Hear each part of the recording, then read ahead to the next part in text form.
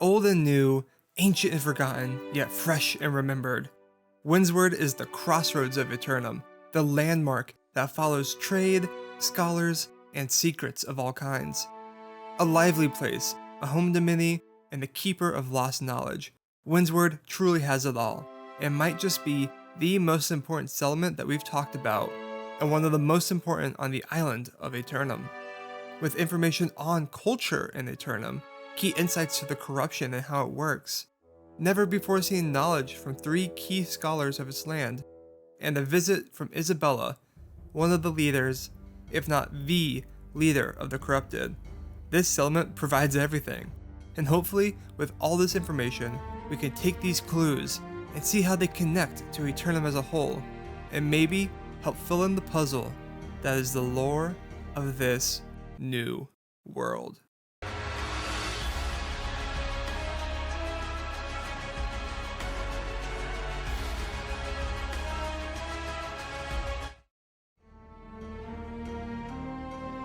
First things first, shout out to Keenan, also known as Old Man Joe, my biggest fan, who has been incredibly encouraging with the making of these videos and always hypes me up. He's never once said anything negative, and this video is dedicated to him for being such a great friend. Thank you, Keenan, I promise I'm holding it together, for making me a better YouTuber. On a serious note, an important thing to say is I am not an expert on the lore. A lot of this is speculation as I fix together bits and pieces given to us. My hope is that my efforts help stimulate discussion of the lore, and we can together figure out what is happening here. If there's anything I forget or I'm wrong about, or you think I'm wrong about, just let me know. I'm learning as much as I'm teaching here. Also, if you're interested in this type of content, be sure to check out my playlist on New World lore.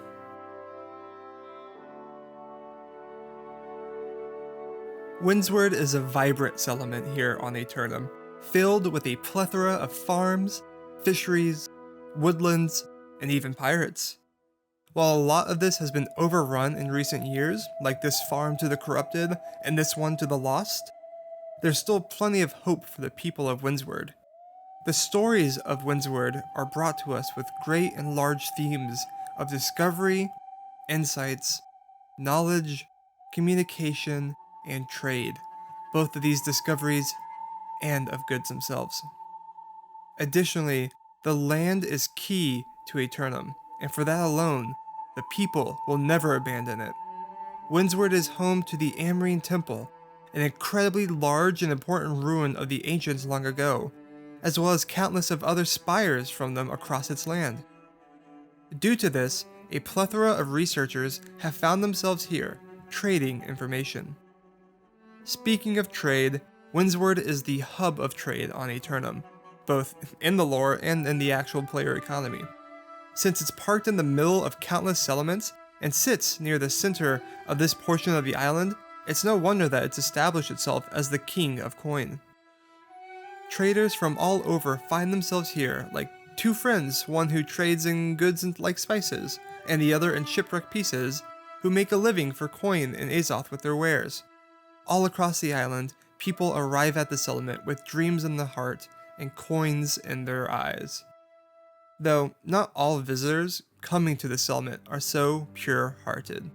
Sometimes unwanted eyes cast upon its lands.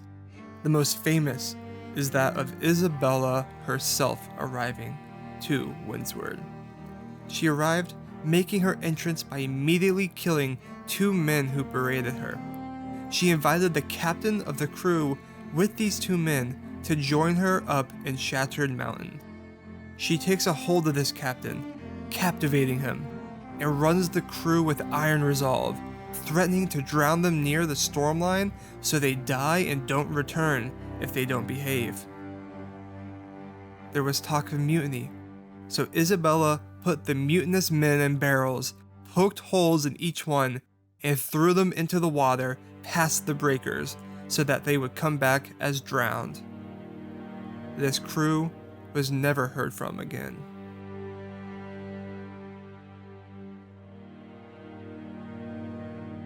On that bright note, let's talk about the people of Windsward. The settlement is now run by Miklos Dati, an individual who wasn't exactly seeking the role, but took it after their old friend and previous constable left.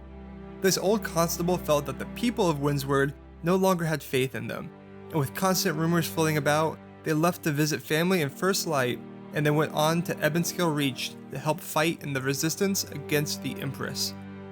The current constable is a plucky fellow who is maybe too friendly for leadership, but is very personable nonetheless. He has you constantly going about the lands of Windsward, checking on individuals to make sure they are safe, and wants to establish greater contact with other settlements nearby to unite more. First on his list is Monarch's Bluffs, who we learned in previous videos views Windsward more as a buffer between them and the corrupted, but hey, maybe his friendliness will change their mind on that. The magistrate is Deepti Kurapati, a strong helper who cares about the people of Windsward. Simona Karsatan is the survivalist, an opinionated individual who does not like the three factions and whose snarky rumors led the old constable to leave. Sandris Cotherin, the believed artificer, who believes there is a connection between the lost and the corrupted and wants to use that information to create a greater weapon.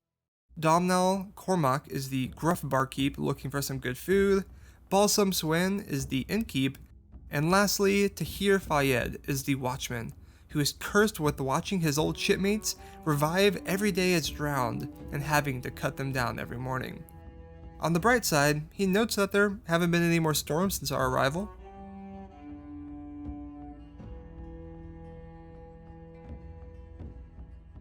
Lastly, on those who reside in Windsward, and segueing into the main story we are going to talk about with Windsward, there are 3 scholars whose journals are found across the settlement that give us key insight into the culture, fauna, and history of the land.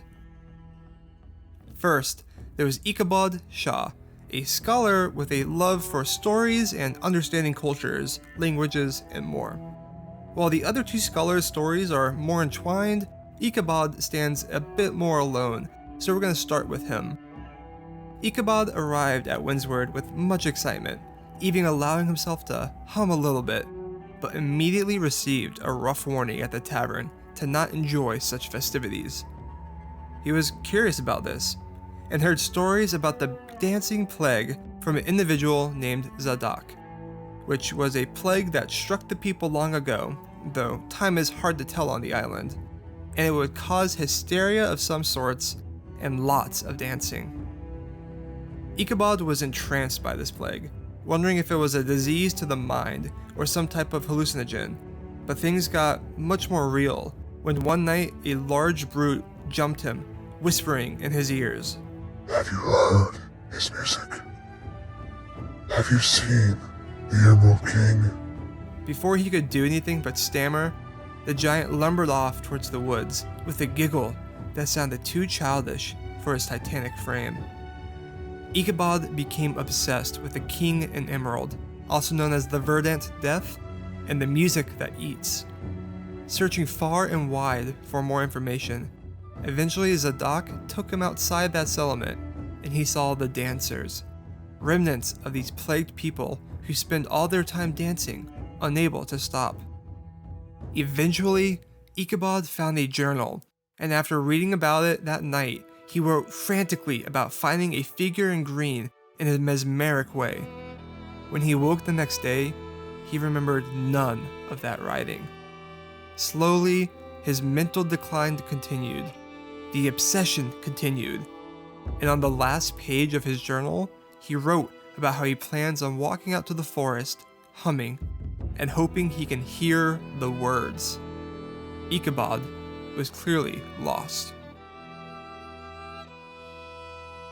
The second of our 3 scholars is Renée Cartier, a French woman who, before her journals, met our final scholar, R. Grenville, at some point, encouraging him to do scholarly work. Grenville wrote the following about Cartier. She said that the isle itself awoke her.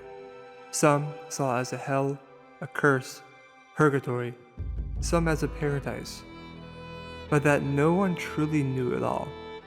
It was all life, she said, and the isle gave birth to all manner of wonders to feed our curiosity.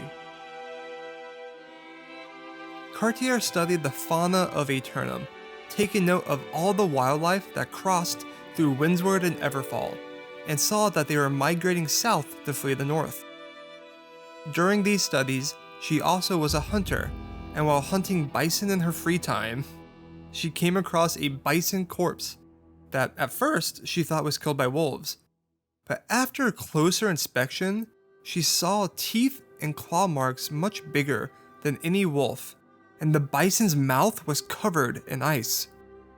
Following these tracks into the far northern mountains with snowy tops, she concluded that the tracks were wolf-like and that it had to be some type of icy wolf monstrosity.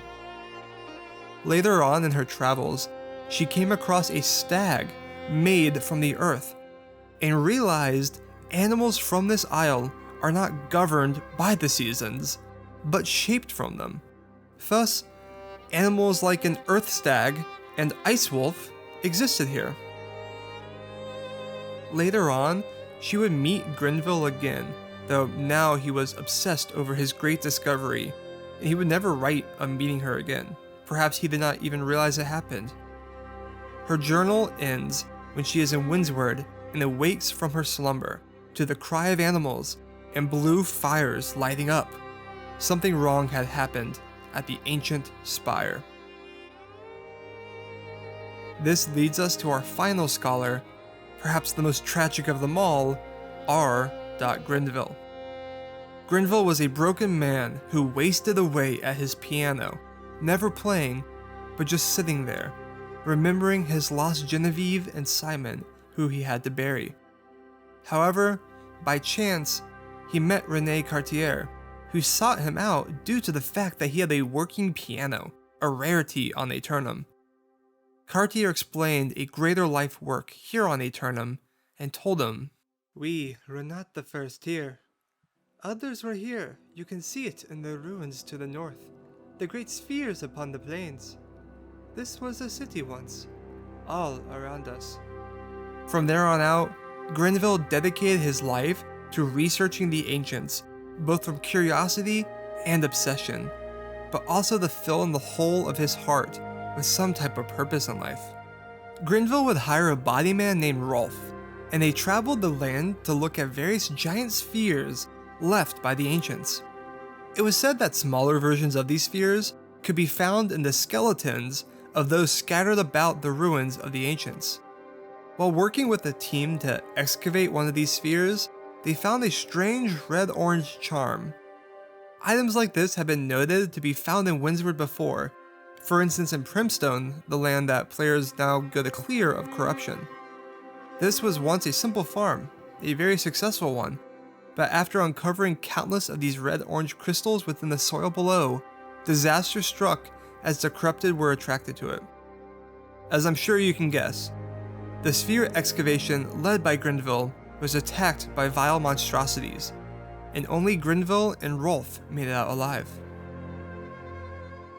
Rolf began acting strange, claiming the Azoth with which he was paid with was singing whenever near the temples. Tensions began to grow between Grenville and Rolf. Rolf feared the Azoth could awaken the island. Grenville remarked that the flora of the island had been impacted positively by the Azoth, so it should be fine. Grenville then goes on to believe that Azoth is needed to unlock the secrets of the ancient spire, but Rolf doesn't want to give it. Grenville would then kill Rolf for the Azoth, saying that if Aeternum returned him, then he would repay him properly. Going to the spire, the Azoth began to glow, and Grenville could hear a roar on the inside. However, once inside, Grenville seemingly awoke the spire and raised the dead around it, marking it with blue flames. This was the event that Cartier heard, and would change Windsward forever. This spire could be this one here, with this awakening causing this eruption and the descriptions matching it. Grenville would escape, and Rolf did come back, and the two of them would go on the work together, putting the past behind them. Headed to the Amarine Temple, they explored and saw the same dead scattered about, with the strange miniature spheres inside them.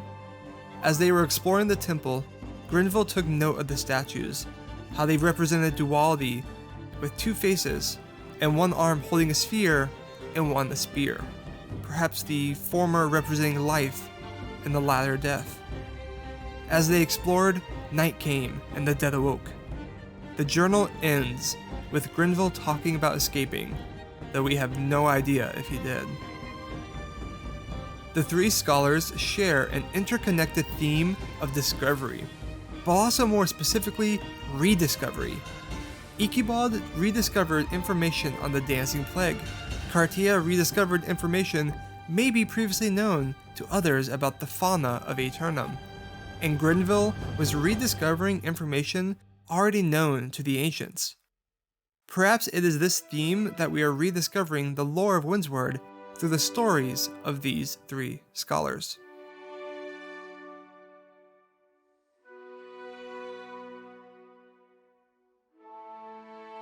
The stories of Windsward are fascinating, and we can tell that much has occurred in it over the years. And countless questions remain. When Isabella visited, was she already corrupted? Or is this before then? Did she put the crystals in the ground? Or is that a natural phenomenon? And what is with these spheres in the ancients? If this is a symbol of life for the ancients, why raise a hostile undead army? Windsward, with its ever-flowing woods, beautiful plains, and mysteries galore, is a historic place, and arguably one of the most important settlements in the game, specifically for learning about the ancients. However, like always, we have barely scratched the surface of the lore. If you enjoy this content, be sure to like and subscribe, and if you want more lore, check out the lore series, which, as of this video, we have an episode on Monarch's Bluffs and First Light Out. And next, we'll be exploring Everfall. Till next time.